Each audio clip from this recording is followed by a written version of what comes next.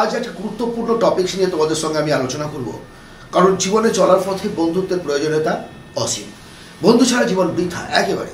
বিপদে, আনন্দে, সুখে, দুঃখে সমস্ত কিছুর মধ্যে যেন বন্ধু একটা রক্তস্রোতের সঙ্গে আমাদের মিলেমিশে থাকে। সেই শৈশব থেকে আমরা একে অপরের সঙ্গে খেলতে শুরু করেছি, একটু বড় হয়েছি, প্রাইমারি স্কুলের বন্ধু, হাই স্কুল, কলেজ, তারপরে কর্মজগতে এসে আবার বন্ধুর অ্যাঙ্গেলটা চেঞ্জ হয়ে যায়, চেঞ্জ হতে থাকে, অ্যাঙ্গেল চেঞ্জ হতে থাকে, কিন্তু বন্ধুত্বের প্রয়োজনীয়তা অস্বীকার করা যায় না। এখন বন্ধু কে আর বন্ধুরূপী শত্রু কে, এই বিষয়টি তোমাকে আগে ভালো করে বুঝতে হবে। যে বন্ধু তোমার বন্ধুত্বের সুযোগ নিয়ে সর্বনাশ করে ফেলে সে ভয়ঙ্কর বন্ধু, তাকে চিনতে পারা খুব মুশকিল। আর মানুষকে বিশ্বাস না করাটাও পাপ। এখন এই যে দোদুল্যমান একটা অবস্থা, এই দোদুল্যমান অবস্থায় জীবনে চলার পথে তুমি কাকে বন্ধু হিসাবে মেনে নেবে, কাকে কাকে তোমার জীবন সঙ্গী হিসাবে ঠিক করে নেবে।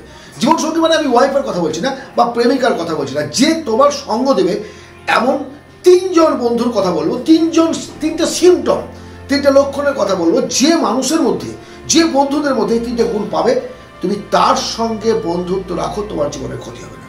প্রথম গুণটি হচ্ছে স্পষ্টবাদী, অর্থাৎ তোমার প্রতি সে কোনো রেগে আছে বা তোমার কোনো অন্যায় বা তার কিছু অন্যায়, সে স্পষ্ট ভাষায় সামনাসামনি কথা বলে।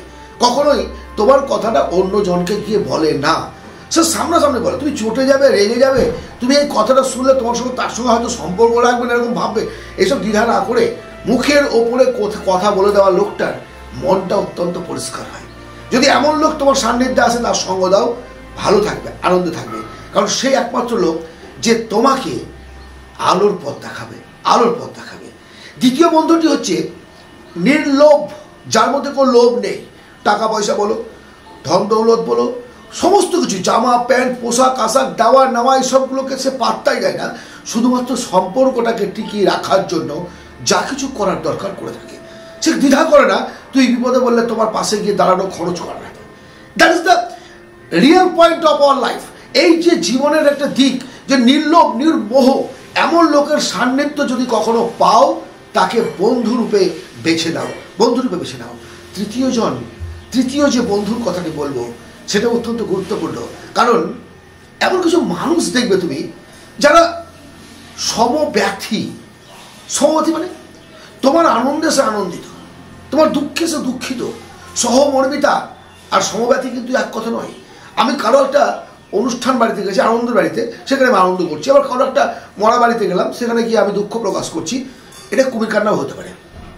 কিন্তু রিয়েল ফ্রেন্ডসের ক্ষেত্রে প্রকৃতই তার মধ্যে একটা দুঃখ থাকবে। দুটো বন্ধু দু ধরনের হয়, জানো, দু ধরনের বন্ধু। ধরো একটা বন্ধু রাতের অন্ধকারে অসুস্থ হয়ে মারা গেছে, তার বন্ধুর পরিবার থেকে ফোন করা হলো। একজন বন্ধু বলছে মারা তো গেছে, কিছু করে তো লাভ নেই, সকালবেলা যাবো। আর একদল বন্ধু ঝড় জল উপেক্ষা করে রাতের অন্ধকারে সমস্ত কিছুকে বিচ্ছিন্ন করে ওই রাতেই সেই মৃতদেহের সামনে গিয়ে দাঁড়ায় আর ডুকরে ডুকরে কাঁদে। কে বন্ধু প্রকৃতপক্ষে? কে? বেছে নাও জীবনের সেই সঙ্গীটাকে। কারণ বন্ধু যেন বন্ধু ধরতে না পারে। বন্ধু তোমাকে তুলে দেবে অনেক উপরে, অনেক ভালো জায়গায়। বন্ধু তোমার পথ চলার সাথী, তোমার অন্ধকারের আলো। আবার বন্ধুই কিন্তু সর্বনাশের রাস্তা, তোমার জাহান্নামের পথ।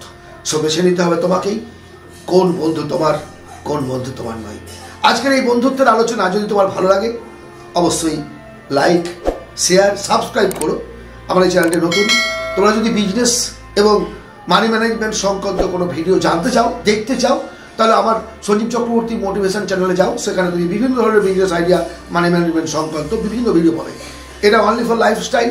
তোমাদের জীবনের কোনো সমস্যা যদি থেকে থাকে, তোমরা নির্দ্বিধায় আমাকে প্রশ্ন করতে পারো, আমি সেই ধরনের ভিডিও বানাবো। ভালো থেকো, পরবর্তী ভিডিওতে আবার কথা হবে। ধন্যবাদ।